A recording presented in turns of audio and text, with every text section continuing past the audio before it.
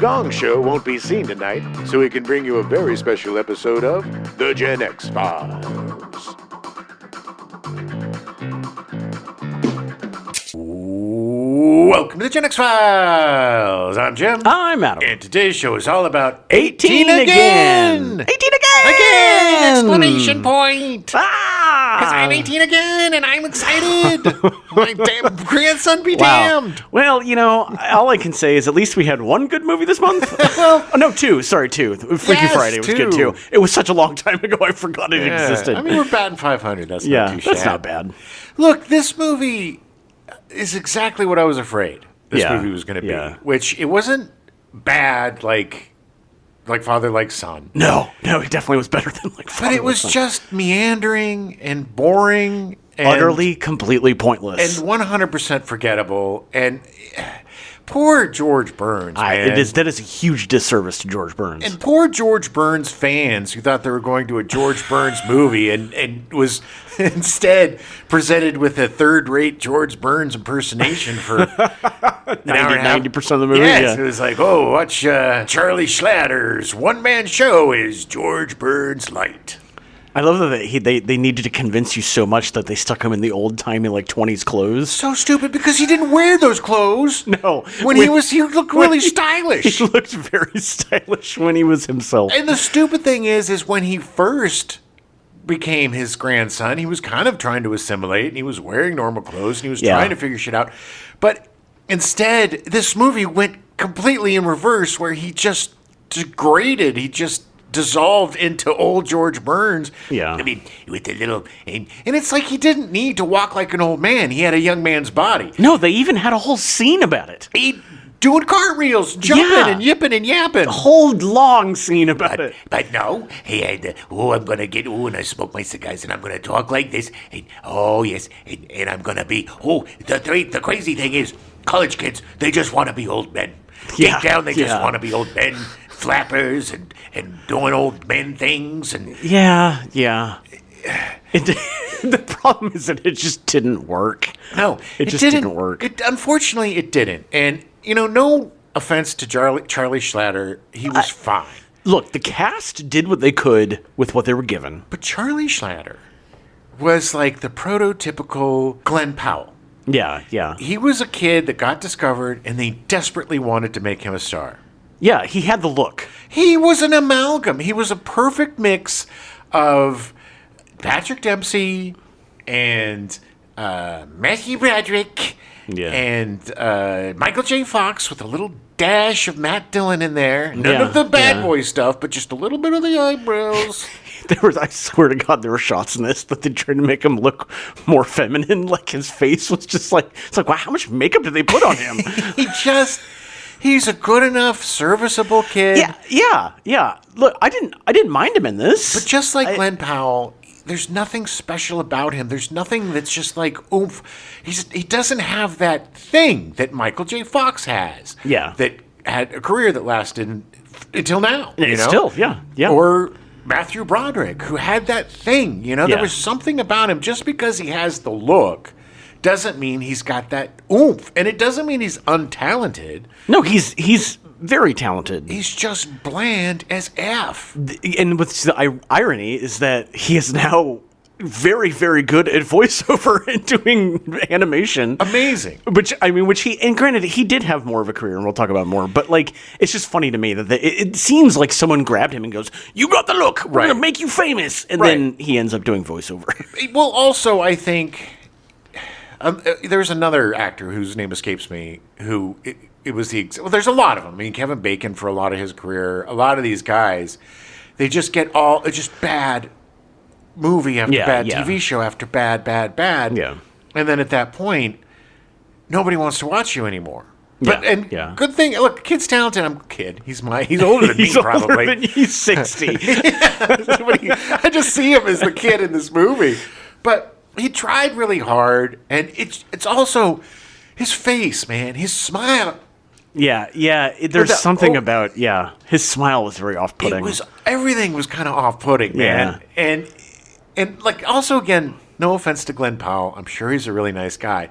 But he's got that same sort of bland nothingness. I don't mind Glenn Powell. I literally cannot think of any movie I've seen him in. No, except for Running Man. Oh no, he was in Twisters, Yes. which I technically didn't see. Johnny Oh no, remakes. and he was. See, now I'm like, oh okay, but like he's just so Generic. everybody else. Yeah. He's just a generic. He's got the bod. His face is a little weird. His eyes are too close together. I did not like him in Running Man. I didn't either. Yeah. And look, I really think Glenn Powell maybe isn't ready for all this. I don't know. Who cares about Glenn Powell? We're not talking about him.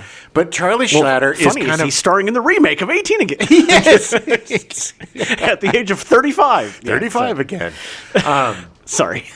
But my point is, I think Charlie Schlatter is that same kind of generic. He had all of the attributes of the typical 80s heartthrob or whatever. Yeah. But the sum of the parts didn't equal Idol. No, and we'll talk about it, but pretty much every movie he was in failed horribly and proved that he just was not a movie star. And he did well on TV. Not his fault. No, he did. I mean, he did well on TV. So and he's not. I don't think he's an untalented person. I think he's an interesting guy.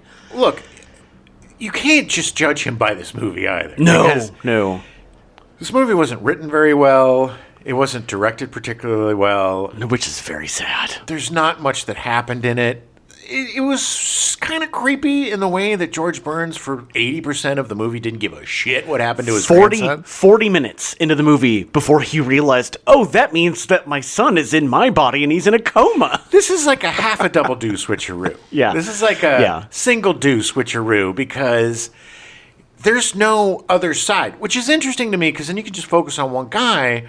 But my God, they get into a car accident and they Thelma and Louise it at the very end, grab hands. They do. They love each other. They do. And they crash and you see their little hands Bob's touching. Old Things. The best name for an antique shop ever. And then they switch. But Jack becomes David, but David becomes a coma victim. And the thing that's so effed up is David doesn't remember a damn thing. Well, and obviously after they switch back through the most ridiculous accident ever. Oh, my God. It was one of the dumbest things I've ever seen. Oh, my God. But after they switch back, obviously some time has passed. This was a coconuts switcheroo Doubledoo. Yeah. This was basically getting hit on the head and switching bodies. The fact that he didn't explain, it was after the race when he goes, well, I'll explain it to you later. And it's like... Explain it to you later. What? It's like, what? It's been at least a day. Look, the girl that you love is smooching on you. You just won a race that you definitely shouldn't have run. Oh, my God. This race was like the race version of that awful Wizard video game competition where he's like stumbling and falling and looking into the... Oh, my God. Jennifer Runyon is smiling and blowing kisses at me. Now I have the power to win. He's such a dork. But the fact that the grandfather never told him anything. No. That he changed his... Hey, kid, I was a much better you than you ever were. And that's the thing. I was like, why don't you just let him die? He's a dud. He's a dud as his son. He's a dud. Well, I don't think that would go over well with the audience. Well, look, George Burns should have just put a pillow over his face, let him die, and then he relive his life again as a rich old dude. I seriously thought that the end of this movie was George Burns going back into his body. Yeah. And then them having like a heart-to-heart, and then him dying. Yeah, me too. Because otherwise, they could have just brought him back at any point during the movie. Yeah. Or at least woke him up. Yeah. Because he obviously didn't die from the coma. No. So they actually could have had both of them in the movie. The fact that he's on a gurney and he's pushed through an inexplicable stained glass window at the end of a hallway. Make any sense into a chapel that's lower down. Drops down 20 feet in on the gurney. Yeah. Smashity, smashity, bishity boo. Yeah. And he's just like, I'm popping up. And Red Buttons comes in and he's like, Jack? Yeah, I'm right here. Look at me. I'm looking, not even a hair's out of place. Yeah. Like, he just woke up. That's all they needed to do was crash him through a stained glass window, and he was fine. And then, because it's coconuts, baby. You got to hit the head at the same time. It's so stupid. And then the fact that Charlie's just like, where am I? What's going on? Nah, I'll explain it to you after the race tomorrow. I'll explain it to you when after you're going to almost humiliate yourself. It sucks. It just sucks. It was just not good. And it sucks because I don't even know if there was like a good movie there, right? You know, like... No, it was a bad idea. I mean, it was a bad idea from the start. What really blows is it's kind of like... It's kind of a cozy movie. Yeah. Where it's just, you kind of sink in and you live this stupid life. Yeah. But the thing that elevates this over like Father Like Son is the cast. Yeah. So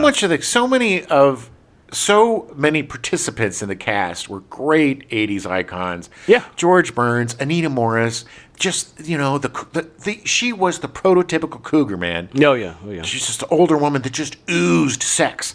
That character actor, every single part she played was a sex kitten. And that's the best way to explain it.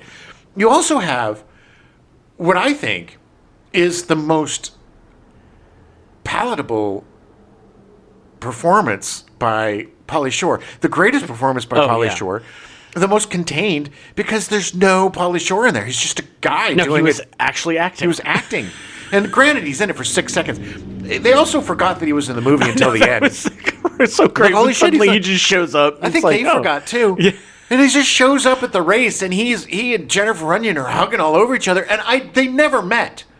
Yeah, not that I recall. Not that I recall. Because Charlie and Jennifer weren't friends at the beginning. They were just in the same class. She didn't even know his name. No, but she was... and that's another thing. She was way too nice and evolved to be dating that effing jock, man. She's not 13. She's 18 or 19, you know what I mean? No, but yeah. So, and then, you know... So it's just all this lazy writing, and I hate lazy writing, where it's like, oh, we'll just have this happen. People don't...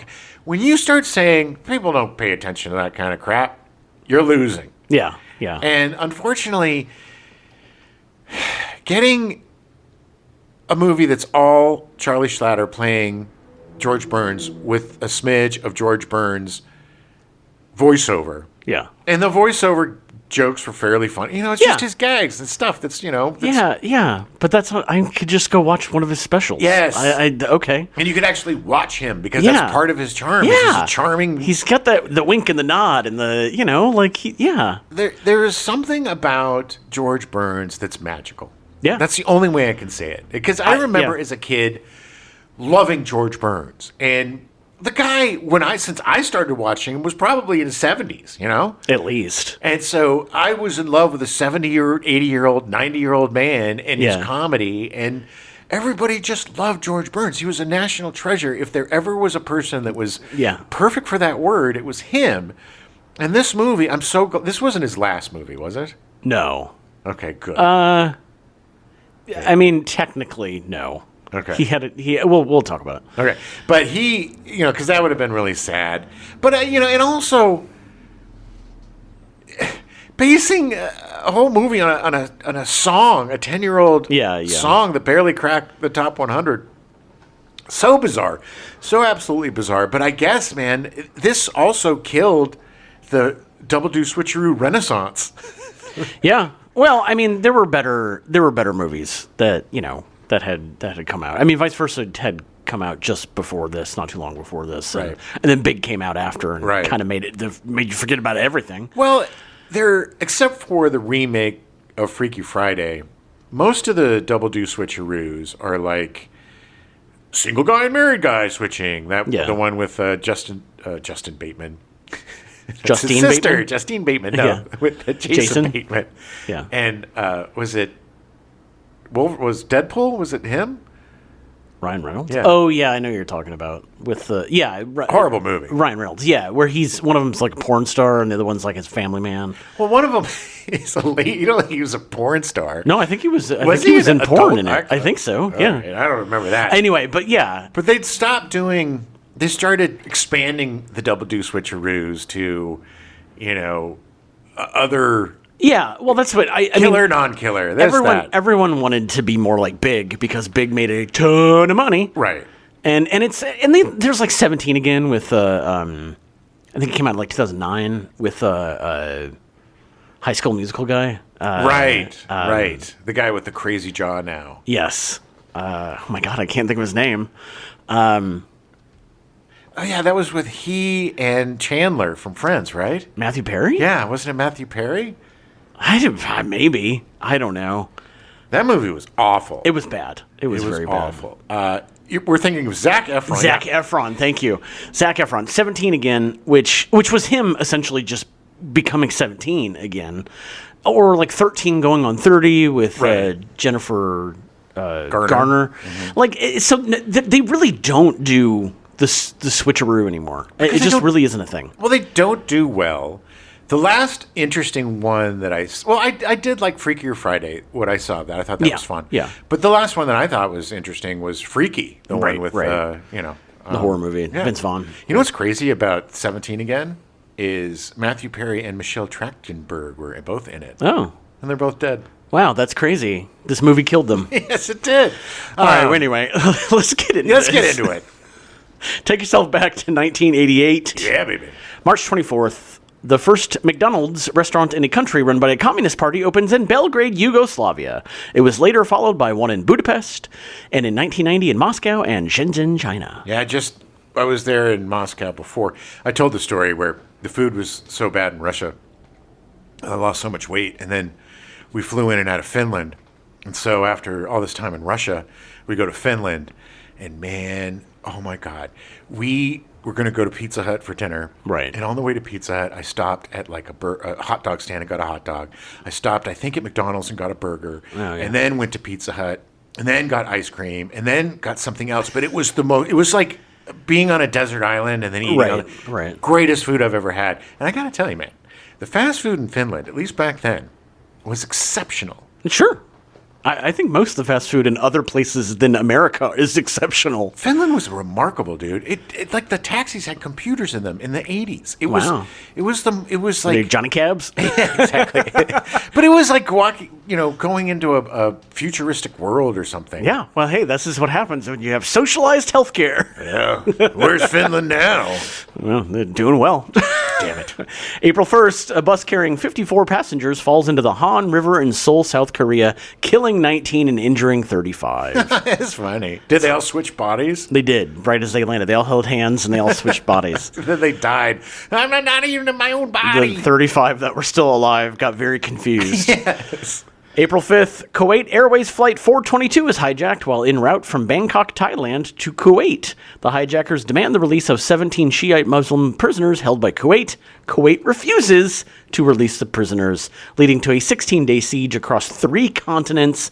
2 passengers are killed before the siege ends. Are you saying that these incidents, these disasters, aren't as disastrous as the opening of 18 again? Yeah. Yeah, I had a hard time finding anything related to this movie. Jesus, man. April 8th, 18 again is released in theaters. 16-day siege. Yeah. Could you imagine being one of those? Stuck on a plane for that long? The stank. Gross, stanky stank, yeah. Those toilets don't work that well. No, you're just there sweating and just a tin can. You're stuck in a tin can with 400 other people just sweating your ass off. Drinking tiny bottles of vodka to try to stay That's even worse. Sane. Everybody's got stank breath because nobody's brushing their teeth. It's gross. 18 again comes from a song that George Burns saw become a top 40 hit in 1979 when he was 85 years old. I like to say 85 years young. The song was I Wish I Was 18 Again by Sonny Throckmorton and was originally recorded by Jerry Lee Lewis and released in March of 1979. Except his version was I Wish She Was 13 Again. I wish they were all 13 again. Yeah. Burns recorded his version in October of 1979 and released it that December, hitting the top 40 on the Billboard Hot Country Singles Chart and Billboard Adult Contemporary Chart. Sweet. It is a very country-sounding song. I don't know. It doesn't make any sense to me. Because obviously with Jerry Lee Lewis, he was also charted on the country singles, and it's like, it does not... He's like rockabilly, though. Yeah. I don't know. Anyway. He's country. I mean, he's country-ish. Yeah. I didn't even realize he was still alive in 1979. So. Well, I mean, his pedophilia is very country-like. Well, his wife at that point was still only 19. Yes. Yeah. She still couldn't vote. It had just missed the Billboard Hot 100 chart top 40, topping out at 49 for George Burns. The movie was originally titled 18 Again, just spelled out rather than the numbers, right. Because I guess that means something. And Burns asked Jonathan Prince and Josh Goldstein to write a movie based on the song. Okay. He had a production company, and we'll get into it later, but he had a production company with his wife, and I think it was one of those, like, I got to keep money coming in. Yeah. Because what else am I doing? Although he was touring all the time. Burns? So, I mean, yeah, he was always doing comedy. He was a fixture at Vegas. But I think he was one of those people that he just liked to work. Yeah, he also liked to make money. Yeah. It was the first feature for both Goldstein and Prince. Prince and Goldstein would go on to write together for a number of years, working on 6 episodes of Blossom. What's that theme song? Take a minute for Blossom. Nice. Best theme song ever. 88 episodes of Sweet Valley High, which they also created. I don't know if you remember Sweet Valley High. Is that the one about the twins? I don't know if it was twins, but it was like a group of girls that solve crimes and stuff or something. Okay. I think. I don't know. The crimes thing might be totally out of left field. I don't know. I don't remember. I remember when it was on, because I think it was a WB show or UPN show or something. But wasn't it based on books? Yeah, but I don't think it was twins. I don't know. There was those blonde twins they were also in the Basketball Diaries. No. They had a show. Maybe it wasn't that show. I don't think it was that. They were very beautiful. 61 episodes of American Dreams, which they also created. Maybe you remember American Dreams? Nope. It was about, it was like a Wonder Years thing. It was like a musical show set in like the 50s, going to the 60s. You lost me at musical. Yeah. But they would do like popular songs. It was like a jukebox musical. Like, I remember that. Yeah. Wasn't that there was like there was some actress that started on that show. There was somebody that got their start there and got big. Wasn't it Brittany Snow? Yes, I think. Yeah. I think, yeah. I'm pretty sure it was Brittany Snow. Okay. Yeah, I think that might have been her first big thing. If we're wrong, let us know, yeah. Brittany. I'm sure she's listening. I thought she was dead. No, Brittany Snow's still alive. You're thinking of... God, sorry. You're thinking of Brittany Murphy, right? Brittany Murphy. Yeah, you're right. Sorry. She died. Sorry. Yes, she did. Sorry. Goldstein would also write and executive produce the Wayans Brothers TV show, The Jamie Foxx Show, and write the 2021 film Jungle Cruise. Ugh, isn't that with The Rock? It was bad. I don't think I even saw it. It was mostly CG. It was not good. I saw it in the theater. It was not. I had the AMC thing. Oh, right. It's not like I paid for it. I mean, I paid for it, but didn't pay for it. Oh, you're like a Rock super fan. Yeah, huge. You should see my bedroom. It's just covered. I got the life-size Rock on the ceiling. Or Dwayne, as you call him. No, he's The Rock. Okay. Always be The Rock to you. Yeah. Prince would create and write the TV show The Cleaner, released in 2008. So the point is, what I was trying to make is that they had stuff they did after this. Yeah. Burns would get Paul Flaherty, brother of Joe Flaherty, to direct the film. Joe Flaherty might sound familiar. Yeah, Joe Flaherty is one of my favorite SCTV alums. He was also on the Ed Grimley cartoon show as the Count. Yeah. Carried Count that Floyd. character over, yeah.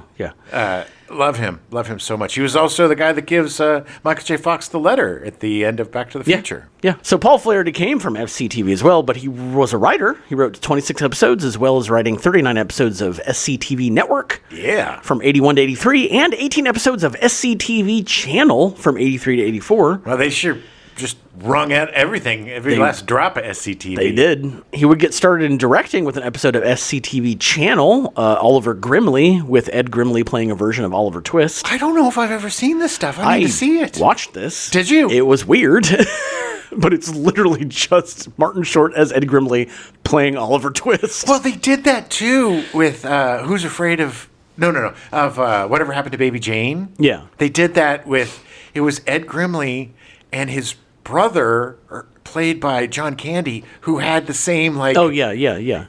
everything. Yeah. It was so good and so creepy. This was John Candy was not in the show anymore right at this point. Eugene Levy was in it, and the best though is the intro of it. They have it say, and Tommy Lasorda as the Artful Dodger, and it's just some guy playing Tommy Lasorda playing the Artful Dodger. That's hilarious. It was really funny. Paul Flaherty also directed 3 Billy Crystal TV specials. Don't Get Me Started in 1986. Don't Get Me Started The Lost Minutes in 1987, because we pined for more. Yeah. And Midnight Train to Moscow in 1989. Look, Billy Crystal was a good stand-up. He was a great host of the Oscars, and then he got obsessed with baseball, and that was just the end. Yeah. yeah. Other TV that Paul Flaherty wrote and directed include writing 10 episodes and directing 2 episodes of The Tracy Ullman Show in 1987. Great show. An episode of The Larry Sanders Show in 1993. Great show. Co-creating the sitcom Maniac Mansion starring his brother Joe, writing 65 episodes from 1990 to 1993. That was a fun show. It was a kid show, right? It was based off I remember the video game? Yeah. It was based off the video game. I'm not going to say it was a kid show. It was a Canadian show, so maybe. Okay.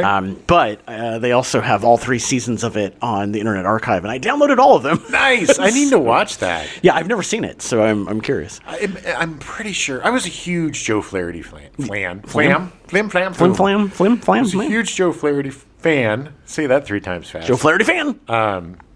Joe Flaherty fan. Joe Flaherty fan. Okay, I did it. Woo! You're a genius. Give me my jackpot.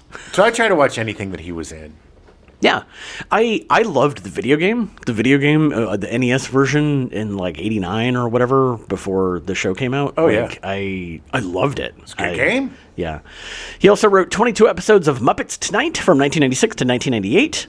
I don't remember that Muppet I don't remember that either. It was another one of the kind of aborted reboots of the Muppet Show. That might have been the one that Prince was on. Oh, that's very possible. And that episode of whatever Muppet Show is so effing good. Yeah. Prince is so amazing on that. He's just so fun and normal and funny. Yeah. And personable, and he works so well with the Muppets, and they do a great version of Starfish and Coffee. Right. Writing 63 episodes of The Martin Short Show in 1999. 63 episodes? Yeah. When did the It was a talk show. Oh, it was a talk show? It was just talk show, yeah. Oh, right. I forgot. Yeah. Writing 15 episodes of The Wayne Brady Show between 2001 and 2003. Was that a talk show, too? It was. Jesus. Yeah. And writing, which is funny because having recently met Wayne Brady, I'm like, why didn't your show take off? Because he's very good. Yeah. Well, he's very personable, like with guests, and like has good insight. I was like, I don't know. There's a glut of these shows happening. There was too many. And I'm pretty sure his was a daytime show. Yes. And I think the Martin Short Show was a daytime show as well. No, I'm pretty sure I think he was late night. I think it was on Fox or something. It was when they were trying really hard to, I think. Don't quote me on that. I don't remember. But I just know that daytime, there were so many. I had a daytime show for about 6 weeks. Yeah, because I think Chevy Chase had a show too. That was at night. Yeah, but he's not a good host. No. He was one of the first. I think Fox gave him the show to compete against the Tonight Show with Johnny Carson. Yeah. And it lasted like 5 episodes. It was horrible. It was bad. But I think Wayne Brady just got lost in the daytime shuffle because you had Oprah and Sally Jesse. Yeah. Yeah. Oprah was a juggernaut. It was hard to do anything against her. Oh yeah. Well, and also just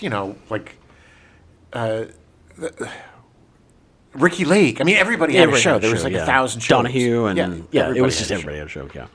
Writing, he also wrote and directed 26 episodes of Primetime Glick from 2001 to 2003. Best interview show ever. Yeah, you want to talk about interview shows? Oh my God. Martin Short is the best when he's not himself. I have watched clips of that. It is the most fun is to watch him do that to people that don't usually get that type of treatment. Right. And either they love it because they never get it, or they just don't get the joke. Right. And it's even funnier because then he just nails the. Ooh. 18 Again was Flaherty's first feature film. He would go on to direct Who's Harry Crumb in 1989 and Clifford in 1994. Not the big red dog Clifford. Nope, the Martin Short Clifford with Martin Short playing a child. I love that show. We had a total Mandela effect that we recorded that show. No, we watched it, but we didn't do the show yet. Yet. It was during COVID. We did it during one of our movie nights. Oh God, it was so good. It's such a weird movie. Martin Short is so unsettling as a child. He's playing a child. It's not a Doubledoo-Switcheroo. It's nothing like. He's literally playing a 10-year-old. Yeah. And it is so bizarre. It is so bizarre. So good. Charles Grodin is the perfect foil. So George Burns was cast as Jack Watson / David Watson. Burns, this is going to be long, and because I don't know if we're ever going to talk about George Burns again, and he's by far the most interesting thing about this movie. Well, we got some gods and a going in style. Well, Burns was born Nathan Birnbaum in 1896, the ninth of 12 children, the son of Jewish-Polish immigrants. His mother was 39 when he was born. Good Lord. His father died of the flu epidemic in 1903 at the age of 47. Oh, and his mother died at 40 of exhaustion from... She had 3 more kids after him. Good Lord. From Jesus? Yeah, no, from the dad. Oh, okay. Literally in the span of 7 years, had 3 more kids. And then the dad was just like, I can't do this anymore, and killed himself. Give me the flu. Give me the flu. After his father died, he went to work to help support the family, shining shoes, running errands, and selling newspapers. At 7, he got a job in a candy shop making syrup. It's 7. It's 7 years old. It's 7. With the 3 other kids that made the chocolate syrup down in the basement, they would often sing together. One day, they realized that the postal carrier was standing at the top of the stairs listening. Because he was a pedophile. A few other people gathered around and threw some pennies at them, or so Burns says. Literally, everything in his childhood, until he started becoming really famous, is suspect. Yeah. So just take it all with a grain of salt. They end up singing together. We called ourselves the Pee Wee Quartet. We started out singing on ferry boats and saloons and brothels and on the street corners. We put our hats down for donations. Sometimes the customers threw something in the hats. Sometimes they took something out of the hats. Sometimes they took the hats. That is the best example of George Burns' comedy. I love his comedy, though. It's so simple, but it's the turn of phrase that he does is so good. Yes. Even in this movie, I laughed out loud a bunch of times from his turn of phrase. That was his comedy. What made him stand out from other, Henny Youngman or other, one-liner comedians is his turn of phrase. He would take the tired old joke of, take my wife, please, and he would add something that was new or different. And it's surprising. So it's just, he was a very good comedian. Yeah, he was. He was very good. Burns was drafted to fight in World War I in 1917, but failed the physical exam as he was extremely nearsighted. World War I, not World War II. World War I. Well, I mean, in 1917, he was 23. That's insanity, man. Or 24 even. That's insane. Yeah. His first marriage was to his dance partner, who he toured with. The marriage lasted 26 weeks, exactly as long as the tour, as her family wouldn't let her tour with Burns unless they were married. Okay, well. So, literally, he married her, they finished the tour, and then they got divorced. A literal marriage of convenience. Yep. Burns often partnered with women, but usually as dance acts, as he couldn't find the right comedy partner. Ooh. That changed in 1923 when he met Gracie Allen. All of a sudden, the audience realized I had a talent. They were right. I did have a talent. And I was married to her for 38 years. He loved her so much. Oh, my God. He loved her. And if you watch Burns and Allen, she was so funny, man. Yeah. Oh, she was great. This is the thing, because after she died, he was the comedian. Yes. But for their entire career, he was the straight man. Straight man. And great at it, but because he loved her, that came out. The act is, there's very few husband and wife acts. There's Nichols and May. Yeah. Great comedy team. Yeah. But none of them would have been anything without Burns and Allen. Yeah. And Burns, she was just so funny. Kind of playing ditzy, kind of like, I don't go to the store, and he's just like, okay, Gracie, what about, okay, shush, Gracie, you know, let's get back to the thing. It was very relatable because she seemed so crazy, and it's like he's the grounded one, and it just worked so well. But she was never the battle axe. It was never like, oh, you know, it was never the honeymooners were like, bang, zoom to the moon, Alice. Yeah. It was all with love. And it always looked like he was just fascinated by how talented she was. Oh, yeah. The gleam in his eye when he was working with Gracie, I've never seen that type of gleam with any other married or dating or you know, whatever working partners. It was absolutely magical. They would be married in 1926. One of their first acts was a piece called Lamb Chops. Lamb Chops. They just returned from a tour of England, and while at a party, their agent asked if they were interested in filming a short for Warner Brothers, as the scheduled shoot had to be canceled due to sickness. Burns wasn't initially interested, but then was told that paid $1,700, and he accepted immediately. Yeah, he was like, I don't think these moving pictures are going to go anywhere. It just seems like a waste of time. Or we could do radio, or, maybe we could do a little something on the wire service, you know, beep, beep, beep, dop, dop, dop. They wouldn't even, I don't remember if I put this in, but they wouldn't even give them a radio show. It wasn't until later. Oh, really? Yeah. The short was released in October 1929, and while the short didn't fare terribly well at the cinema, it did kickstart Burns to find more film work, as he loved the paycheck. Yeah, well, look, you grow up poor, man. If you're living with how many brothers and sisters? He had 12. 12 brothers and sisters. You're put to work at 7 effing years old. Well, you have to. Your dad died. Like, Yes. you don't have a childhood. And this isn't even the Depression, baby. This is pre-Depression. Yeah. You grew up poor. So many of our parents or grandparents are crazy about money because they either grew up in the Depression or they just grew up super poor in one of these.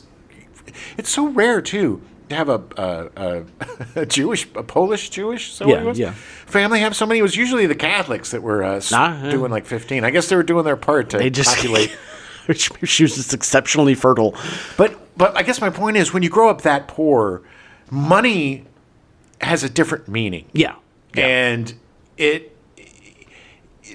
become obsessed with it, but there's a level there. You're never comfortable. You never think you have enough to be okay. It gives you drive to want to constantly want more. Because the anxiety of growing up that poor. It's because what happens if I don't have it again? Yes. Yeah. Exactly.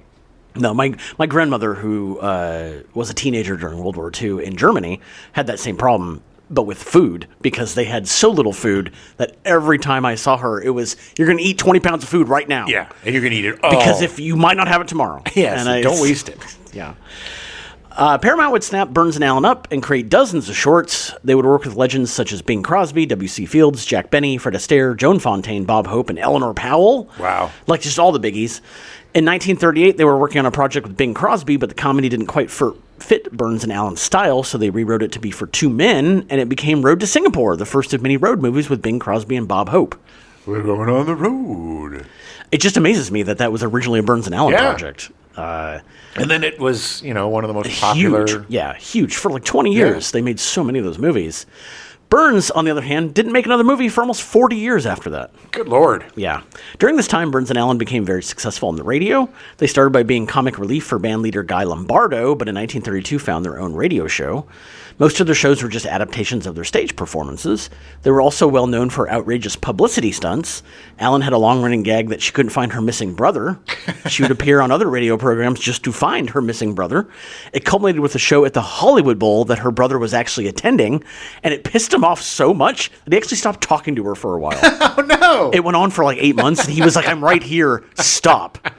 It would be a little bit annoying. Plus, he probably had a little bit of jealousy for her being so famous. I think it was, But also, they did I didn't include this, but they did a whole thing where she essentially said she was running for president in like 1938. Oh, yeah. And did a whole like whistle stop tour. Yeah. Like it was just all these publicity stunts. Like she was a genius when it came to identifying with the audiences. So funny. And they loved her so much. In 1941, they reformatted the radio show to be a sitcom, presenting them as a married couple that had a radio show. With a lot of radio shows making the jump to TV, Burns really wanted to start a new chapter on their careers. Allen was reluctant to make a TV show because at this point, she was already talking about retiring from show business. Now, remember, at this point, it was around 1950. They were both in their mid-50s. Insane. Before they even started on TV. Insane. He persuaded her to make one TV test, which she liked, and the show was born. Nice. In 1950, Burns and Allen premiered the George Burns and Gracie Allen Show on CBS. The show would run for 292 episodes over 8 seasons. The show would end in 1958 with Allen finally retiring. Crazy. She had wanted to retire a few seasons earlier, but Burns was very persuasive about continuing their work. Seems like he was pressuring her a lot. She loved him, and she said that the last 3 seasons, she was like, if he had ever said, okay, like, you can stop, then she would have. Yeah. But, like, I think she got to the point where she was just like, I can't do this anymore. Like, she's been doing it. 1958, she'd been doing it for over 30 years. Yeah. Like, it's just, okay. And he was just like, we don't have enough money. Yeah. We got to keep doing it for the money. Jesus Christ, George, we got millions of dollars. It's not enough. But the thing is, I think they both really liked working. Yes. Well, he definitely. I think he loved working. No, he did. And I think she, because of, again, that work ethic that started at 7. Yeah. But I think she didn't love it as much as he did. but I think she loved being around him. But she loved him. Yeah. So she would do anything that he said. And not that he took advantage of it, but I think he knew. I think she liked being around him, and they did good work. It wasn't they were working the mines, you know? No, it's not. It's like TV. It was like, come on, yeah. They weren't the, you know. They still had their weekends off.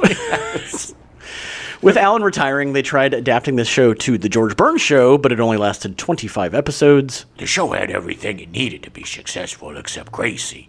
The audience was so used to seeing this cast working with Gracie that everybody kept waiting for her to open the door and walk in. The television critics reviewed Gracie's absence more than the show itself. Yeah. Well, makes sense. Yeah. If you've been working for somebody for 40 years. Yeah. You know, and also you're the straight man. Yeah, it's hard to have. It's hard to keep that going. If there was Lou Costello could have done a show all by himself. Yeah, but Bud Abbott, no. Yeah, sorry. I mean, as much as I love him, it's no. But he works better together. Yes, he's part of a team, and there's one part of the team that is like the anchor, and that's the one that probably isn't as dynamic as the other. No. When Alan retired, Burns would make occasional appearances on TV, including the Jack Benny program and Mr. Ed. Ooh, Mr. Ed. In 1964, Burns was persuaded to start a new show, Wendy and Me, essentially a variation of his old show with him owning an apartment building and one of his tenants, Connie Stevens, pulling him into silly situations. No. Yeah, unfortunately, the show didn't do terribly well. It was canceled after one season. I did have a big crush on Connie Stevens for a while. Oh, yeah? Beautiful. Sadly, just a month before the premiere of Wendy and Me, Gracie Allen died from a heart attack. Oh. Burns immersed himself into his work at the age of 69, producing TV shows. He also started nonstop touring, performing a variety show with singing, dancing, and comedy. Just doing everything he could not to deal with the situation. Yeah. In 1974, it was announced that Burns' close friend Jack Benny would star in a film adaptation of Neil Simon's Broadway play The Sunshine Boys. Unfortunately, Benny grew sick and couldn't work. So Burns had filled in for Benny on some nightclub dates that he couldn't do. Yeah. So he essentially took over his tour. Benny died from pancreatic cancer on December 26, 1974. Burns said when he heard the news, it was the only second time in his life he'd openly wept. The first time was when Gracie died. Oh, well, yeah, no doubt. The first time was when he was 7 years old and told he had to get a job. Friends who knew Benny and Burns later said that Burns never got over Jack Benny dying. Burns would take over Benny's tour and star in The Sunshine Boys. 6 weeks before shooting started, Burns would have triple bypass surgery. Good Lord. For his first film in 36 years, Burns would win the Academy Award for Best Supporting Actor, the oldest to receive an Oscar at the age of 80 until Jessica Tandy won for Driving Miss Daisy in 1989, and then that got beat out by Anthony Hopkins in 2021 for The Father in 2021. Oh, wow. How old is Anthony Hopkins? He was 83 at that time. He's in his 80s? He's almost 90. Oh, my God. Yeah. This began the third act of Burns' career. Sunshine Boys is a great movie. Isn't that with Walter Matthau? Yeah. I just watched that recently. I think I watched. You watched it with your folks, probably. Yeah. And they make Walter Matthau look a little older than he's supposed to be. A lot older. I mean, he always, he's one of those guys that looks like he was always 50. Yes. But yeah, I've never seen it, and this is the best thing about 18 Again is it makes me want to watch George Burns' other movies. Well, I mean, we have a George Burns month if we want it. Man. Yeah, we got that's Sunshine true. Boys, we got Going in Style, and Oh God. Oh, yeah. That's true. In 1977, he appeared as God in Oh God with John Denver. The movie would make $51 million from a $2.1 million budget, so Oh God Book 2 was released in 1980, but would only make about $14 million. Regardless, they made another sequel, Oh God, You Devil, with Burns playing dual roles of God and the devil. The second one was like about a kid. Like, I think some kid was. It just wasn't the same. The first one was magic, man. Because even as somebody who's not a God guy, it was still great because John Denver's not a God guy either, really. And it's like when God starts talking to him, you would want God to be George Burns. He's a great God. Like, I got two options: George Burns or Morgan Freeman. I want either of them to be God. The courtroom scene at the end of that, where God comes down, it gets into court to help John Denver. So effing convoluted. Yeah, but it's such a great scene, man. Yeah. So the third movie would make over $21 million. He appeared in Sgt. Pepper's Lonely Hearts Club Band in 1978, singing "Fixing a Hole." Yeah, listen to our Sgt. Pepper's. I love that movie so much. Weird movie. Fixing a hole. Where the rain's coming to stop my mind from wandering. I think that's part of the reason why he started releasing music. Yeah. Well, he sang. Blamed Sgt. Pepper for that. Oh, my so God. technically we can blame Sgt. Pepper for this movie. So embarrassing. I told this when we did the Sgt. Pepper show, but I was very young when this movie came out, and I loved this movie, and I don't think I knew that the songs were the Beatles. I thought that the songs were the Bee Gees. Yeah, yeah. But I quickly learned that I was movie. wrong. So weird, but so I don't know why that connected with me as a kid so weirdly. Yeah, please listen to our Sgt. Pepper's Lonely Hearts Club Band episode because you will hear a lot of that. You'll learn a lot of why I'm such a weirdo. In 1979, at 83, Burns starred in 2 feature films, Just You and Me, Kid, co-starring a 14-year-old Brooke Shields. Weird. It's such an unlikely romance. Yeah. Barf. And he was also in Going in Style, co-starring Art Carney and Lee Strasberg. That movie is so deceptive. I thought that was just like a goofy comedy about bank robbers. Yeah. And I watched it with my folks the last time I was there in March. And it is an amazing movie about just disposable old people. Yeah, yeah. And how these people who gave and gave and gave for their entire lives, these 3 dudes are living in an apartment as roommates. Yeah. Just waiting for their Social Security checks and can barely get by. Yeah, yeah. After finishing Benny's nightclub tour, he started selling out auditoriums everywhere. He worked continuously in the 80s doing stand-up, usually portraying himself as a lecherous old man, always smoking a cigar. Oh, he was a flirt. He was. Burns started smoking cigars at the age of 14 and smoked between 10 and 20 cigars a day. That is insane. I can't believe he didn't have any lung problems. Nope. A friend estimated that he smoked over 300,000 cigars over his life. Good Lord, that's like $1 million in cigars. As he got older, he slowed down a bit, smoking no more than like 4 a day. I'm cutting down to 35. At the age of 92, 18 Again was going to be his last film, and it was until 1994 when he made an appearance in Radioland Murders at the age of 98. Oh, yeah. He was playing a 100-year-old stand-up comic in that movie. Well, no, it wasn't far from the truth. Sadly, Burns suffered a head injury after falling in his bathtub in 1994 and underwent surgery to remove fluid in his skull. Oh, no. He never fully recovered and his performing career came to an end. In February 1995, Burns, in one of his final television appearances, was presented with the first SAG Lifetime Achievement Award by the Screen Actors Guild. When he was 96, he signed a lifetime contract with Caesars Palace in Las Vegas to perform stand-up comedy there, which included the guarantee of a show on his centenary, January 20th, 1996. But when that day came, he was too weak to give a performance. Loser. In December 1995, Burns was well enough to attend a Christmas party hosted by Frank Sinatra, who was turning 80, where he reportedly caught the flu, which weakened him further. Oh. Yeah. He released a statement joking about how he would love for his 100th birthday to have A Night with Sharon Stone. His last television appearance came in a commercial for the Australian Football League centenary season in 1996, which aired after his death.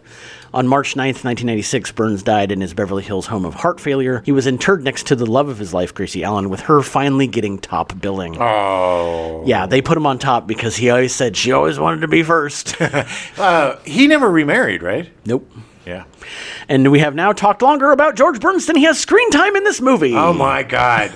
Which isn't entirely true. I mean, I think we went through that pretty fast, but he's not in this movie very much. He isn't. And it is...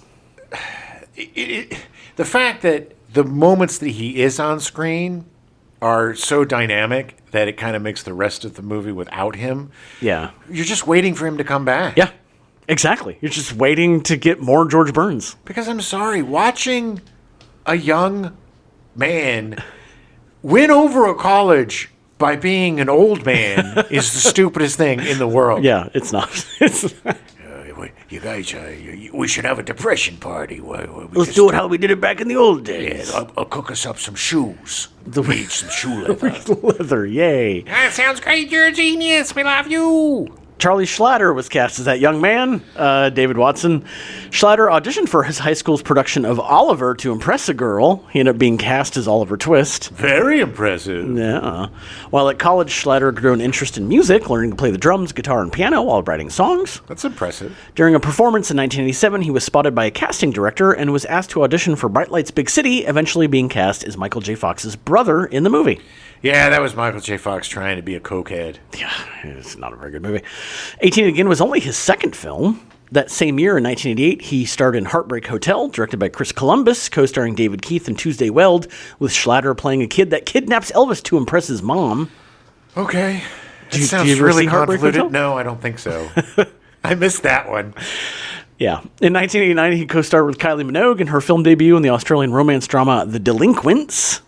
Apparently, it was very controversial. Really? Why? Yeah, because they're supposed to be like teenagers, and it was very sexy and yeah. Oh. Yeah.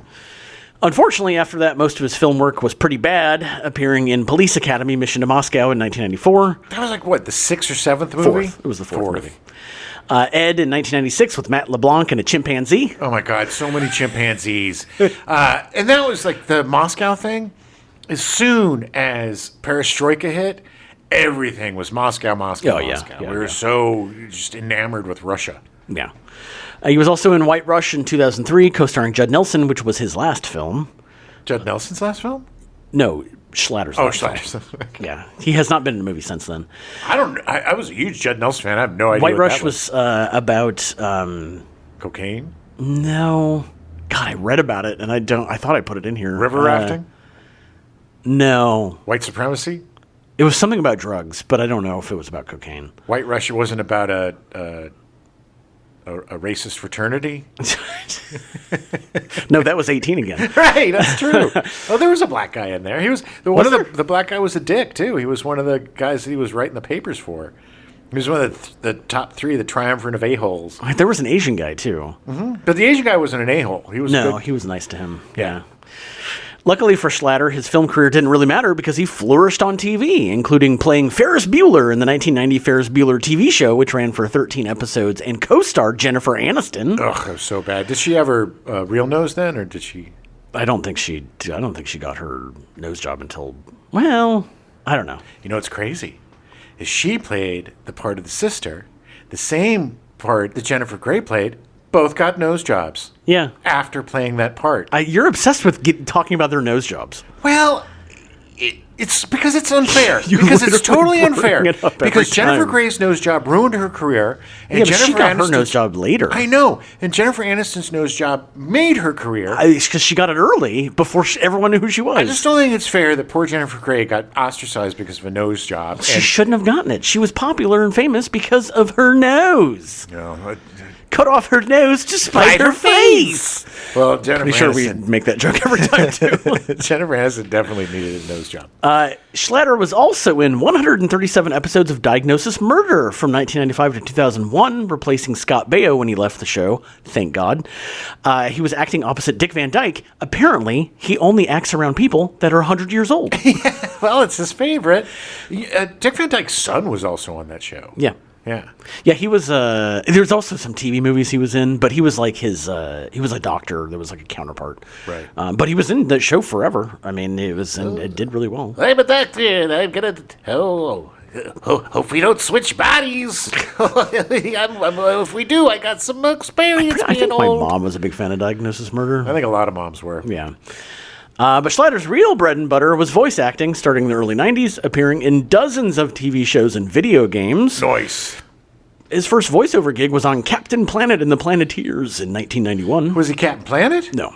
He's a Planeteer? No, Captain Planet was... Don Cheadle. I mean, later... But it was somebody famous. Don Cheadle was in the... Don Cheadle was the SNL. Yeah, it was an SNL, but it was like I think a Funny or Die parody, sketch. Yeah, a parody thing. He was in 12 episodes, or he did voices in 12 episodes of Sonic the Hedgehog in 1993. Was he Sonic? No. 26 episodes of Butt Ugly Martians in 2001. Was he a Butt Ugly Martian? He was, as well as Butt Ugly Martians Zoomer Doom, the video game. That passed me by. I have no idea. Yeah, 2001, I was not watching cartoons at that point. So not playing video games either. EverQuest 2, the video game in 2004, which was a big MMORPG. Ooh. Yeah. Metal Gear Solid 3 Subsistence in 2005, playing Rykov. Nice. Along with others. And he was also in Metal Gear Solid Portable Ops in 2006. Nice. Listen to our portable... Yeah. 52 episodes of Adam, Alpha Teens on Machines from 2005 to 2007. Did you watch that show because it sounded like your name? No, I did not. I did not even know that existed. 52 episodes of Pet Alien from 2004 to 2007. I haven't heard of any of these. 14 episodes of G.I. Joe Renegades in 2010. Okay. 51 episodes of Kick Buttowski, Suburban Daredevil from 2010 to 2012. You are making all of these up. These didn't exist. Not. You're just trying to pad his career. 108 episodes of Winx Club from 2006 to 2015. What the F? I don't even know what that is. I don't know what any of this is. I have heard of Kick Buttowski. I think it was an Adult Swim show, but I could be wrong. Okay. He was also in the Mafia Definitive Edition in 2020. Okay, I played that. He did some extra voices. That I know is real. And most recently, 19 episodes of Hot Wheels Let's Race. Okay, I don't... What?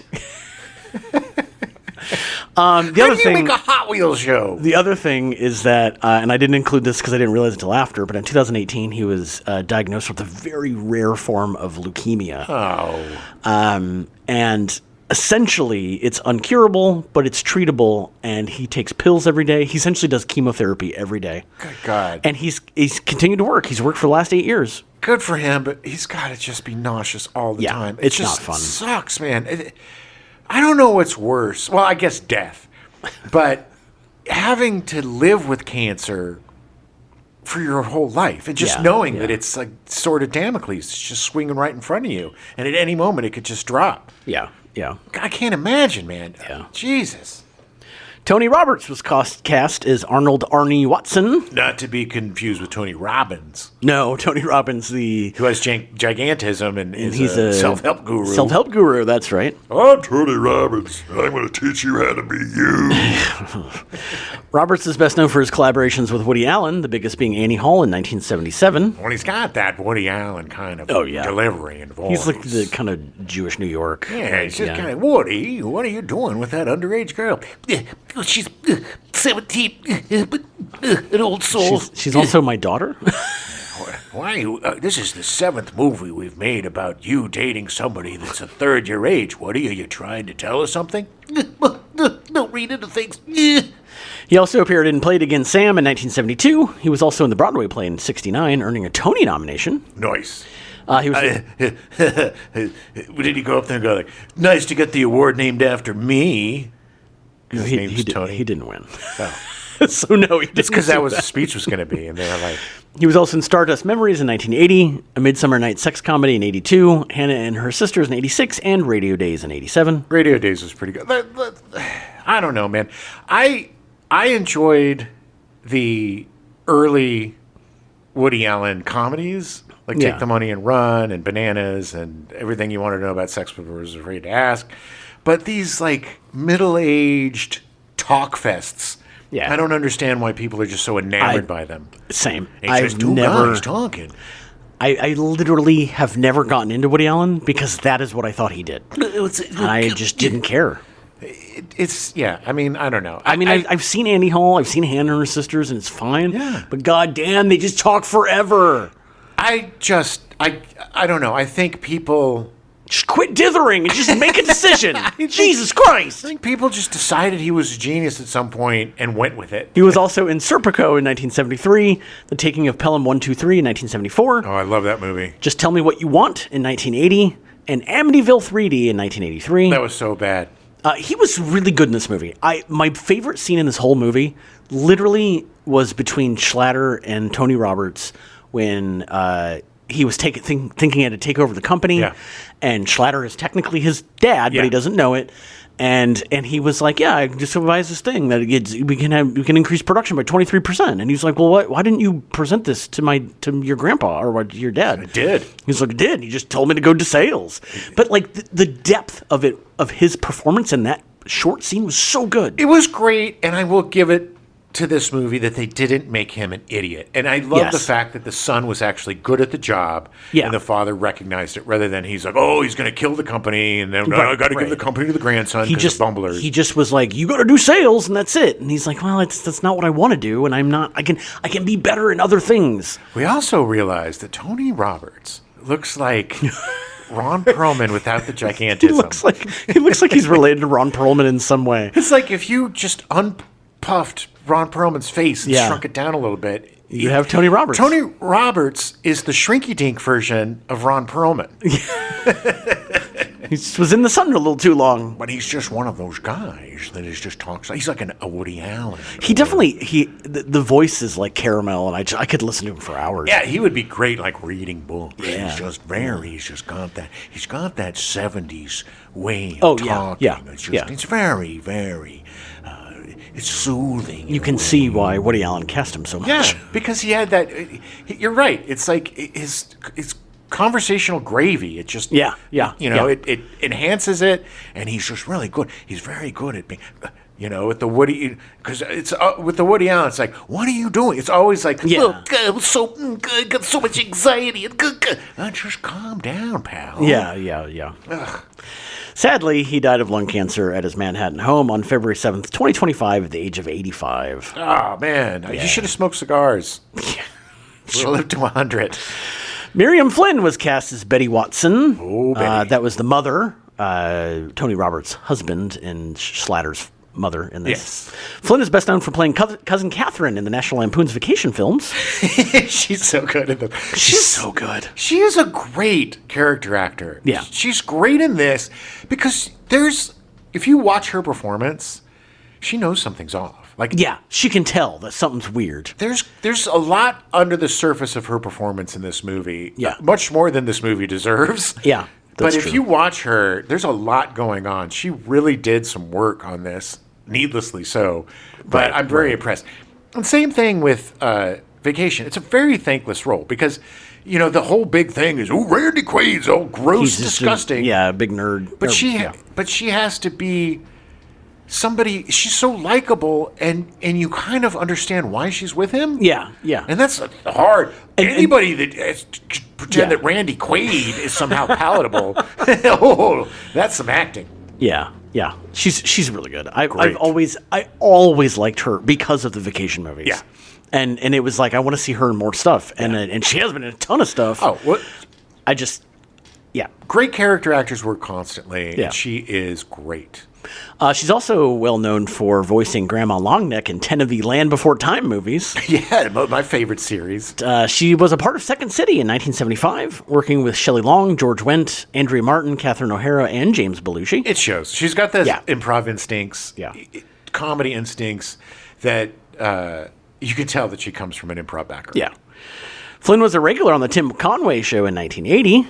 And like Schlatter, Flynn has had a long voiceover career in addition to appearing in tons of TV. I didn't want to include all of it because we'll talk about her again at some point. She most recently appeared in Shrinking and did a voice for Stranger Things, Tales from 85. Oh my God, I do remember her on Shrinking. She was so good. She was in a couple episodes. Yeah. Oh, that was her. So she has appeared in it was like 200 projects. I mean, she's been everywhere. So she's a super likable person Yeah. too, because Yeah. nobody works that much unless you're a joy to have on set. Exactly. Get her. Get me a Miriam Flynn. Yeah. Red Buttons was cast as Charlie, Jack's best friend. Love red buttons. Buttons was supposed to make his Broadway debut in 1941 in The Admiral Had a Wife, a farce that was set in Pearl Harbor. Good timing. No, just wait. The show was supposed to open on December 8th of 1941, but it never did due to the Japanese attack on Pearl Harbor. Talk about the worst timing ever. Literally the day after Pearl Harbor it was supposed to open. I have a quote from Rebbe. Those damn Japanese, he just ruined my career. He would joke that the Japanese only attacked Pearl Harbor to keep him off Broadway. Yeah. Buttons would make his Broadway debut the next year in 1942. Later that year, he was working at Minsky's Burlesque, where he had been working since 1939 in the show Wine, Women, and Song. It was the last burlesque show of its kind produced in New York City as the LaGuardia administration shut them all down. Nice. And in fact, Buttons was actually on stage when the show was rated. That's hilarious. Yeah. After serving in World War II, Buttons would get his own TV show in 1952, The Red Button Show. He apparently treated his writing staff terribly and had extremely high turnover rate due to during the show's 3-year run. He demanded a lot of material all the time. Yeah, I don't know. Look, he was a great performer, but he probably had a lot of insecurity. Yeah.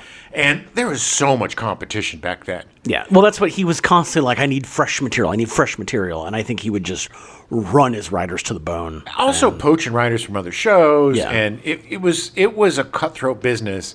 And writers were not treated with the respect that they deserved or that they have today. Later in his career, Buttons would appear in They Shoot Horses, Don't They? In 1969. They do. They do. That's such a great movie. I love that movie. It's about dancing, about marathon dancing. It's such a good movie. You make it.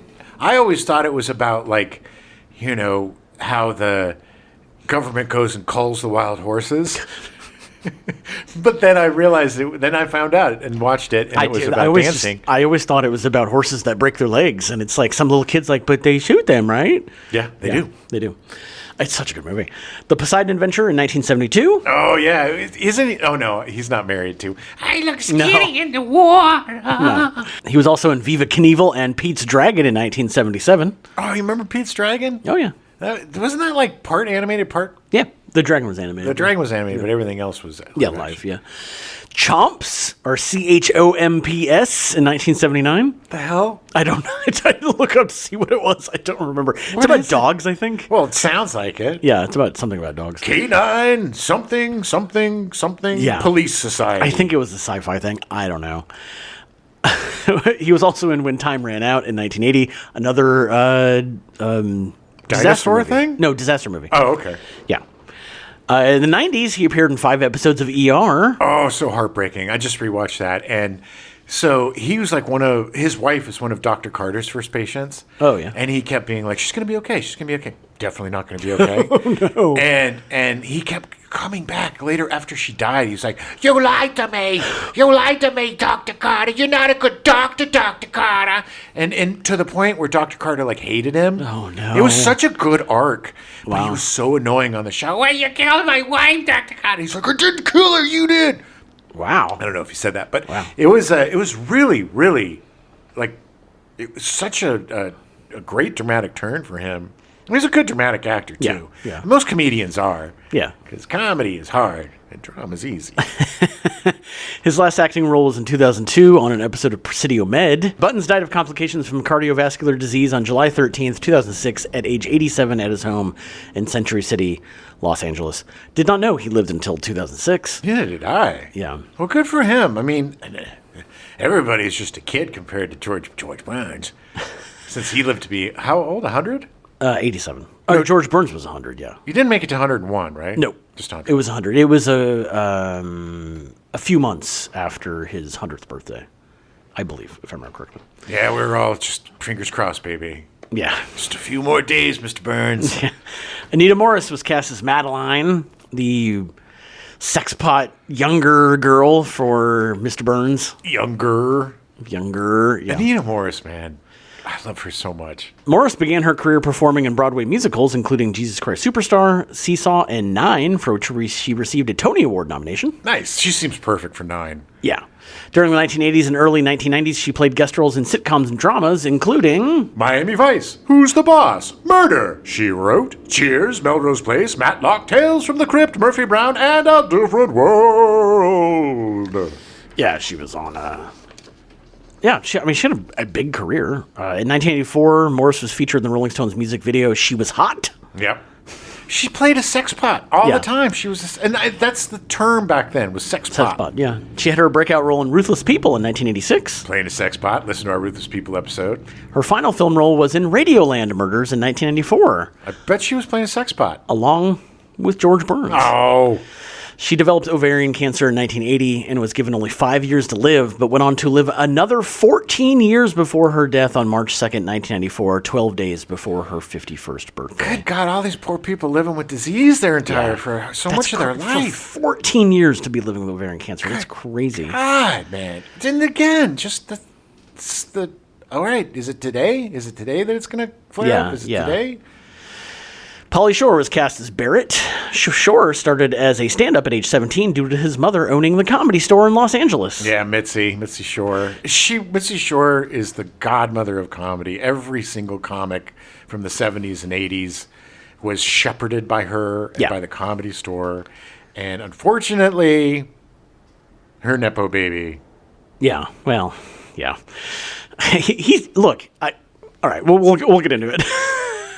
She won the Comedy Store in a divorce settlement from Paulie's dad in 1973 and then renovated in 1976, creating a comedy powerhouse that spawned dozens of stand-ups. Oh, yeah. Originally, when she got it, it was only a 99-seat theater, and she renovated in 1976 to seat 400 people. Good Lord. And it became huge. Well, yeah, because people didn't think that you could get 400 people to come see a comedy show. It was very, comedy completely changed in the 70s and 80s, especially the 80s. Shore made his acting debut in 1987 with an episode of 21 Jump Street. Oh, yeah. Yeah. His feature film debut was in For Keeps in 1988, just before the release of 18 Again. I don't remember For Keeps. I kind of do. It sounds familiar, but I'm... I think Elizabeth McGovern, I think, was in it. And it had something to do with a baby, maybe? Sure. I think it was teen pregnancy, or so she got pregnant. I Yeah. don't know. I'm totally probably wrong.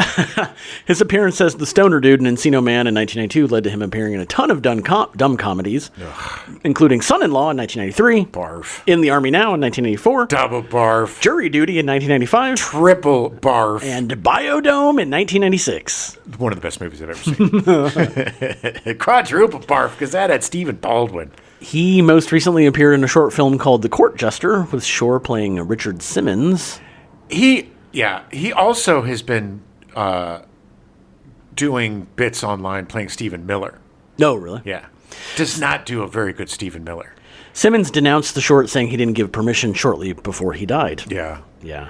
Well, he's been wanting to play Richard Simmons forever. Mm-hmm. I mean, he would be good. He looks and sounds like him. I mean, he could do him. But I mean, he's, it's like, who's going to play Richard when he's young, when he was interesting? It's like, what, is he going to just play Richard when he was old and being taken advantage of? But he was good in this movie. I mean, he was palatable in this movie.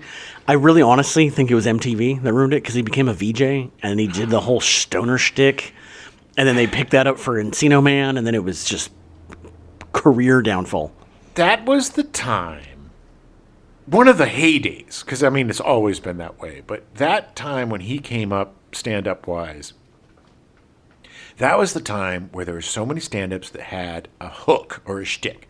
Like Larry the Cable Guy. Yeah. Or, I mean, it was, or Andrew Dice Clay. Yeah, yeah. Or Sam Kinison. Sam Just Kinison. screamed a lot. Oh! Yeah. Or Bobcat Goldthwait. All these guys, Bobcat was different, and Sam Kinison was a good, I mean, these guys, He was funny. they were good comics, but Hickory dickory dock. yeah, oh god, Andrew Dice Clay. Sorry, I just hate him so bad. much. But it was like, it's really funny. Total speed bump. But I was watching an interview with Biff. Yeah. Yeah. Thomas F. Wilson. I saw this little interview with Thomas F. Wilson, a clip. His roommates were Andrew Dice Clay and Yakov Smirnoff. And when they were starting out, because they were all stand-ups, this was before the whole hickory dickory dock. And he remembers coming home and Andrew Clay working on that character, and he was like, yeah, good luck with that. And then it was like, it became took a huge off. thing. Yeah. But could you imagine No. living with Andrew Dice Clay and Yakov F. and Smirnoff? Both doing awful, annoying characters. I'm so surprised that Thomas F. Wilson didn't turn out to be a serial killer. He should be in jail now, because he should have murdered both of them. Yes. It's like that Hitler conundrum. Do you get them before they become... Yes. Yes. You have a time machine, use it. Oh, Lord. I had the pleasure of driving Pauly Shore around for a day for a pilot that was shot. Because his amazing, awesome convertible, it was like a 65, purple Eldorado or something. Nice. I don't know, whatever it was. Yeah. But it was beautiful. Yeah. It was at a gas station in Hollywood, and he could not get it to run, so I had to literally go pick him up and just drive him around all day. Nice. He was a nice guy. I mean, he was kind of annoying. Every time he saw me on set, he'd be like, "It's the driver guy," and I was like, "Thanks." Thanks for reducing me to... Yes. Thanks. Thanks for reducing me to a bit. But, it was like we talked and stuff, and I didn't, I think because I didn't talk to him about the movies and things, I was just a normal person. It's like, all right, let's just go shoot this thing. Look, I'm sure he's a fine person. He's just not talented. And and it took 3 or 4 movies for them to realize, no, he likes you. Yeah. Nobody wants to see you in movies. Nobody wants to see you as a leading man.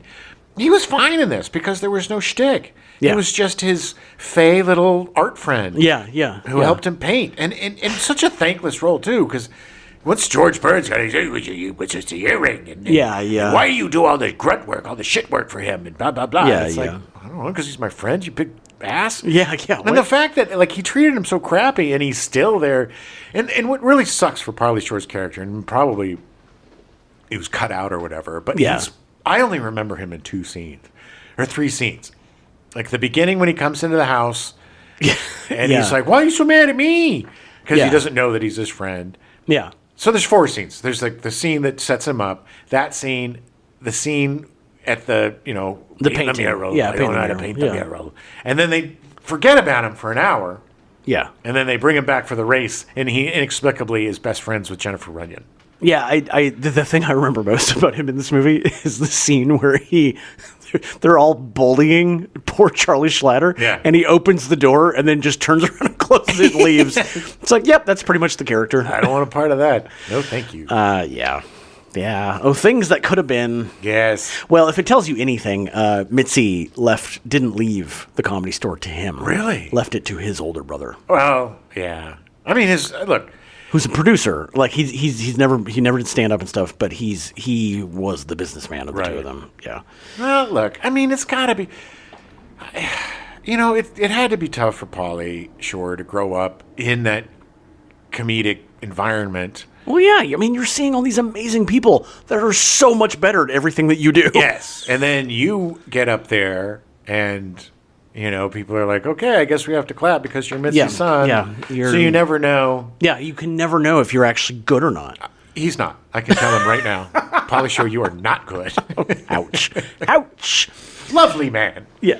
Jennifer Runyon was cast as Robin Morrison, the love interest. Oh, my God. I wanted her to be my love interest as a kid. I loved her so much. She made her feature film debut in 1980 with To All a Good Night, a horror movie about a serial killer Santa Claus. Yeah. Which I did know. We're going to do another horror movie Christmas thing. We could do 6 of those. This is like, there was another one we talked about recently that I was like, oh, I didn't know that was one either. Yeah.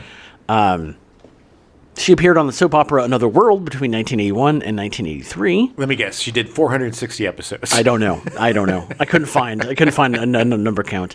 Another World. I always bring up Another World because it was my mom's favorite soap opera. Of course. But I mean, it was just boot camp for actors. Man. Yeah. Runyon had a small part in Ghostbusters as the woman being given the ESP test at the beginning of the film. Yeah, that poor red guy next to her gets shot. I was going to say. Come on. She was one of the kids in the first season of Charles in Charge before they replaced the entire supporting cast for the second season. Yes. Yeah. Runyon was in the pilot for Quantum Leap. Do you remember that? She was essentially played the wife of the guy he jumps into. Shortly after appearing in Carnosaur in 1993, she semi-retired from acting to be a teacher. She was in some stuff in some comedies in the 80s. I remember her in some like river rafting comedy. Mm-hmm. I forget what it was called, but I think Flounder from I was going to say Fast Times from Animal House is in it. Oh, okay. Oh, yeah. It was like a wacky Animal House type river rafting movie, and she was one of the leads. I distinctly remember her in that. She did start making some more appearances in movies after 2015 when she appeared in Silent Night, Deadly Night 2 Revival. Nice. Literally picks up 40 years right after the first movie. Awesome. Sadly, Runyon died of cancer on March 6th, 2026 at the age of 65. Oh my God, I had no idea. Yeah. And I didn't have that page of the script for you to process it before the show. Sorry. Well, you're processing it in real time. Oh, God, I'm finding out real time, people. Yeah. Oh, I loved her so much. That's so sad. How many people in this movie died of cancer? A lot. It's like, what is this? Like half the cast. Did they film in New Mexico? I mean... No. Sadly, just people die of cancer. Good God. George, that's so sad. I'm sorry, I had no idea she died. Yeah, I didn't know she died either. I mean, it was very recently. So. Oh, man. Oh, near my birthday. George DiCenzo was cast as the coach with his big old tall pants. Good Lord, dude. I don't know if that was for comic effect, but it was distracting. It was distracting. There was no mention of it or no. He had his pants pulled up to his man boobs. Yeah. And not just his sweatpants, which were weird, but his like regular pants too. His pants. Yeah. Like, who does that? Nobody does that. No. Well, we had an old roommate that did that. Well, I mean, a lot of fat guys like to put it over their belly, but it's like He would argue that's where your waist actually is. Yeah, right under your boobs. Yeah, I don't think so. DiCenzo was best known for playing Sam Baines in Back to the Future. Oh, yeah. The dad, yeah. They have dinner together. In 2002, George played Ennio Salieri in the video game Mafia. Love that game. And also provided the voice of Ernest Kelly in Grand Theft Auto Vice City. Vice City. Vice City. That was the kids' version of Vice City. It's Vice City. It's just silly Vice. Grand Theft Bike, Vice City. I'm replaying that right now, so listen for Ernest Kelly, and I'm it's sure. George DiCenzo. So many stars in Vice City. It's crazy how many famous actors are in that. Sadly, DiCenzo died of sepsis on August 9th, 2010 at the age of 70. Oh, at least it wasn't cancer. Sepsis is so much better. Yes. Well, at least it's quick. Bernard Fox was cast as Horton, the butler. Yes. Fox was best known for his roles as Dr. Bombay for 19 episodes in Bewitched over 6 seasons, as Colonel Crittenden for 8 episodes in Hogan's Heroes over 6 seasons, yes. as Malcolm Merriweather for 3 episodes in The Andy Griffith Show. Oh, yes. On the morning of December 14th, 2016, Fox died of heart failure at the age of 89. Well, 89 is a good run. Bernard Fox was just a fixture at the 70s and 80s. That mustache was just so identifiable. He was on everything.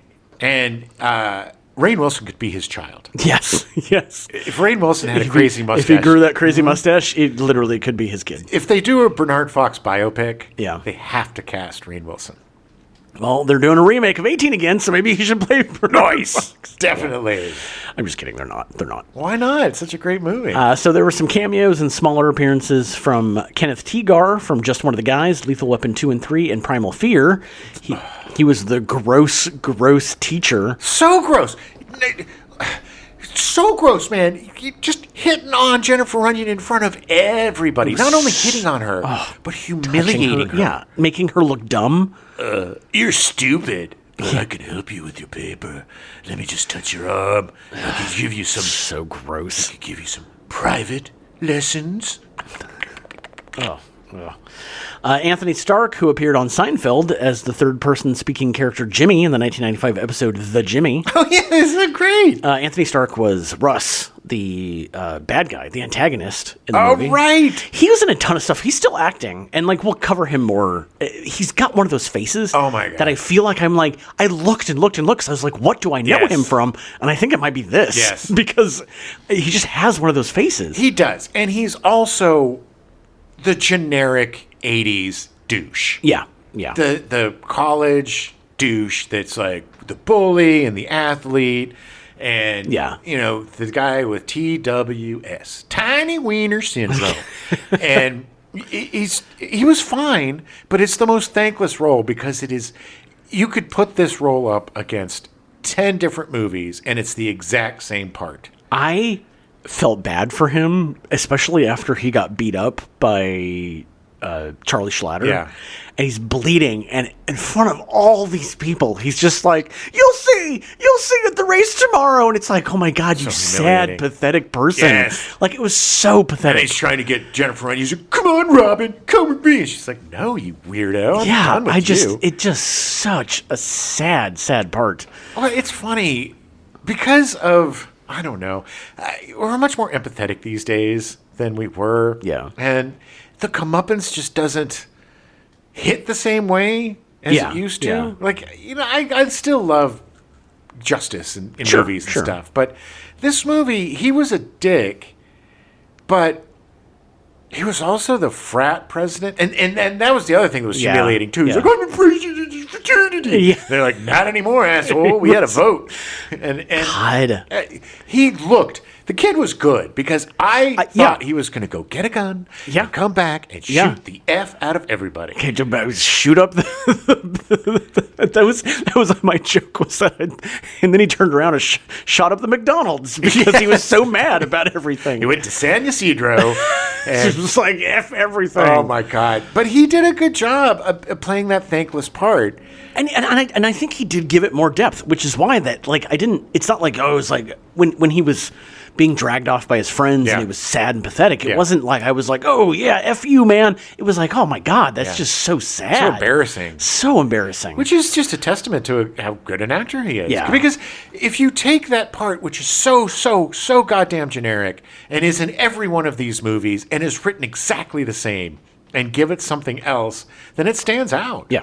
Yeah, I think he's a good actor. He's still working. He was in a TV show this year. He's made guest appearances and stuff. Like, he's still working. Great. He's probably a really nice guy. Nobody has a 40-year career if they're an a-hole, Yeah. unless you're super famous. And, yeah, he's solid, man. He was solid in this. I would give him a solid, good review for his performance. Hal Smith was also in the movie. He was Otis Campbell, the town drunk on the Andy Griffith Show. Really? Appearing in 32 episodes. Yeah, I think he was very short. It was the two older guys, and then one of them you were like, oh, I think that guy's familiar. I think Hal Smith was one of those guys. Oh, okay. Yeah. That was... At the party or whatever, yeah. Oh, my God. I loved him so much. He was so... the town drunk. He was so good. So good. It was, here come in, Angie, Bernie. And he would come in, and he would unlock the cell, get in, close the cell, and pass out. Yeah. And then the next morning, he'd be like, hello, Andy. Hope I didn't embarrass myself. He was just like so different. But it was just, that was back when,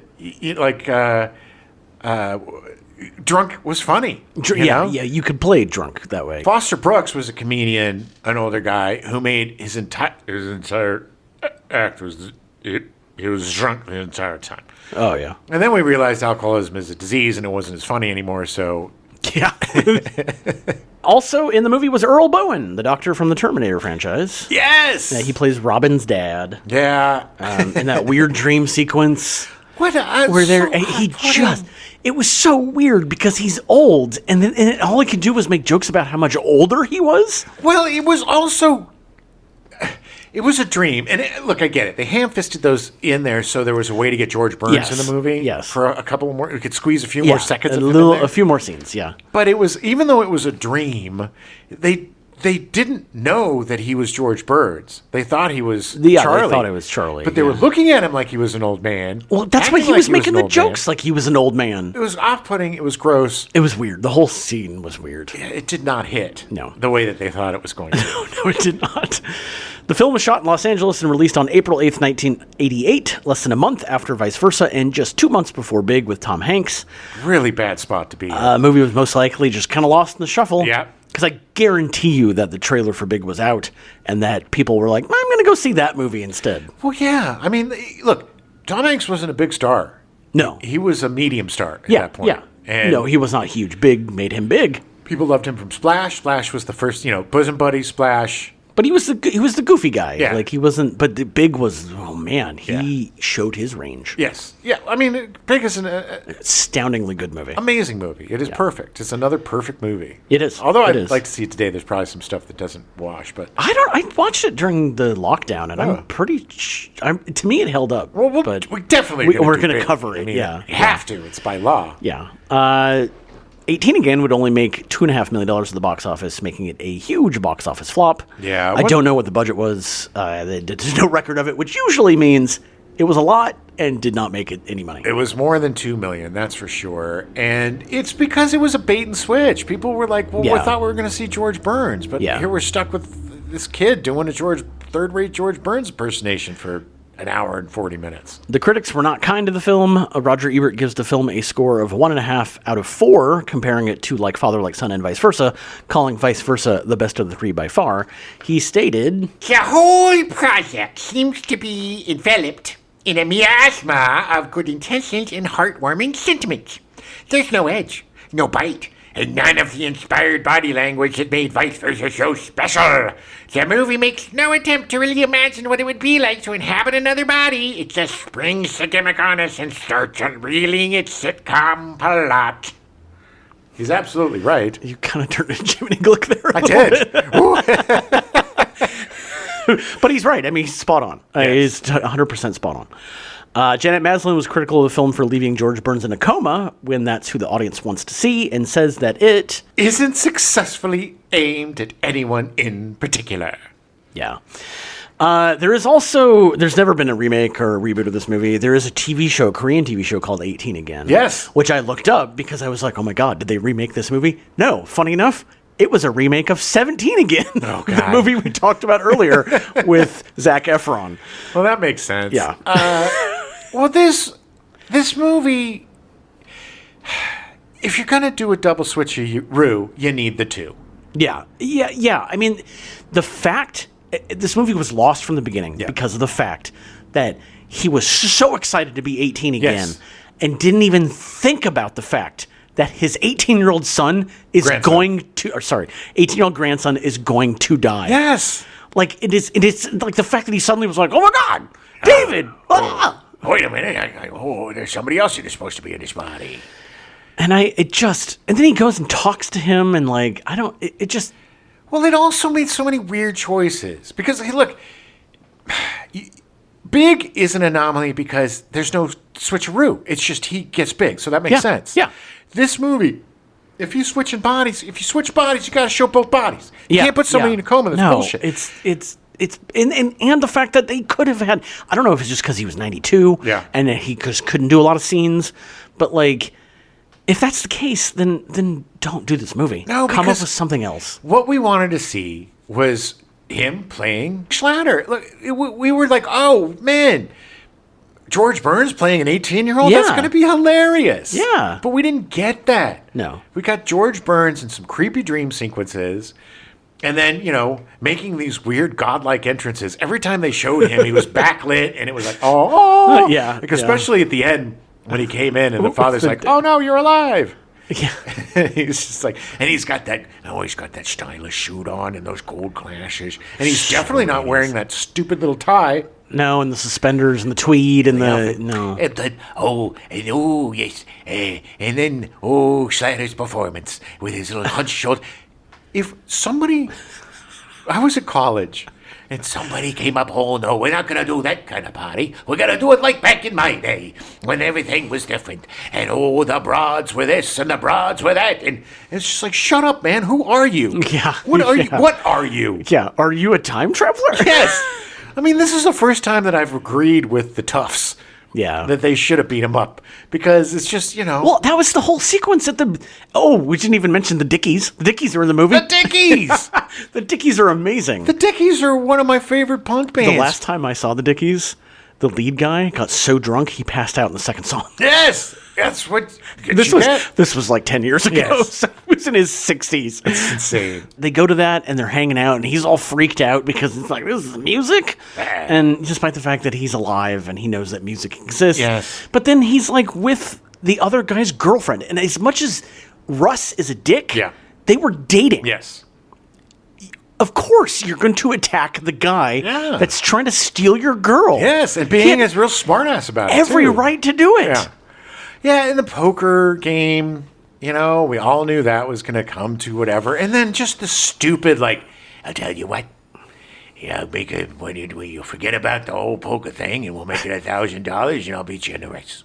Yeah. And it's like, it just prolongs that bullshit. And it was a bunch of stupid setups. And it followed the formula of a teen comedy. Yeah. With ham-fisted the fact that this guy was an old man. Yeah. And the fact that he devolved from trying to be the kid or trying to at least be energetic and devolved into the perfect physical example was the beginning where he went to pick up the card that he dropped or whatever it was. Matches. The matches.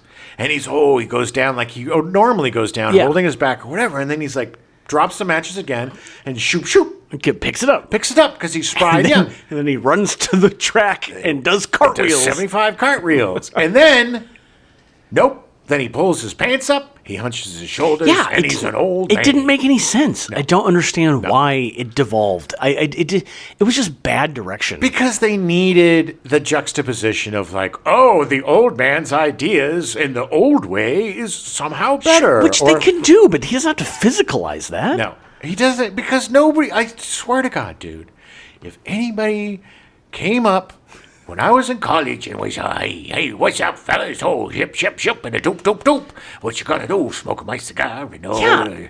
If he walked up to me, we were playing poker, and he walked up with a bow tie and a tweed suit, I'd be like, who are you? What's the bit? Get out. What's the bit? What bit are you doing? What's Yeah, the bit? what? It's not working. This is who you are now? Lose the bit. Lose it, because we all hate you. We're going to kick you out of the fraternity. We're going to bully you even harder. Oh, well, what are you talking about? Oh, you're going to play some bocce ball? And, maybe we'll have some, we'll have a foot bath over here. And, maybe we'll get some strained prunes. Shoe shine station. Yeah, I got to shine your shoes like I used to when I was 7. Well, look, we are batting 500 for the month, so I'm happy that we saw Freaky Friday. I'm happy that we saw Vice Versa. Definitely. And look, Again, this isn't a bad movie. No. It's just kind of blah. which makes it a bad movie. Yeah, It's, to makes me, it worse. Yeah. I would say, look, I'm putting this below Like Father Like Son, because at least Like Father Like Son gave me a visceral reaction of hate. Like, it made me feel something. I don't know if I can do that. But this movie made me feel, I didn't get angry. I didn't get sad. Yeah. It was just kind of there. I did get sad because I didn't get to see very much George Burns. That made me sad. Yeah. It made me sad I wasn't watching another George Burns movie. And watching Schlatter's face, he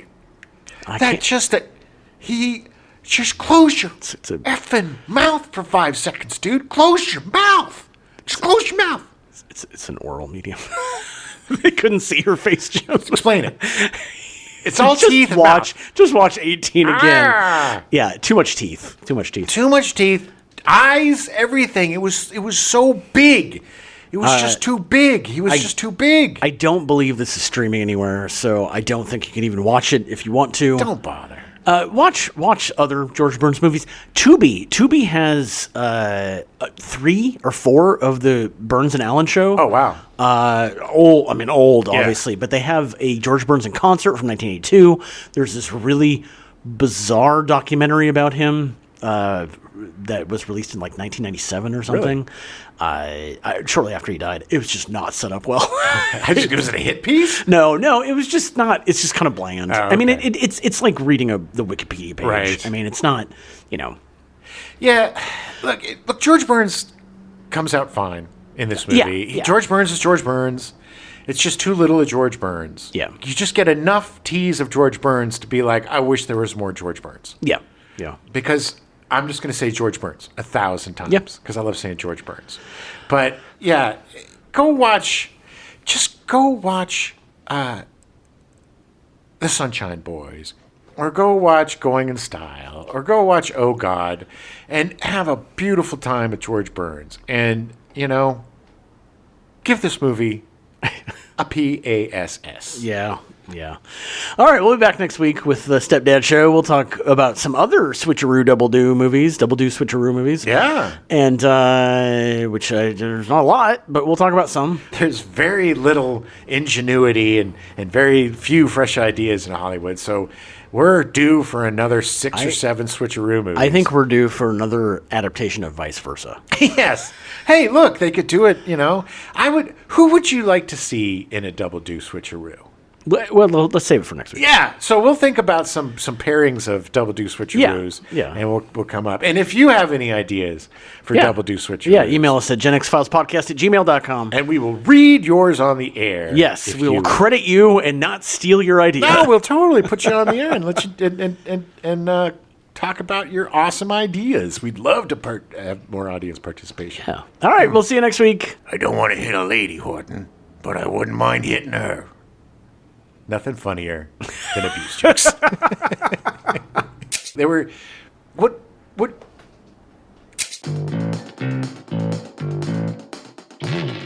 We now return you to your regularly scheduled programming. Baywatch, already in progress.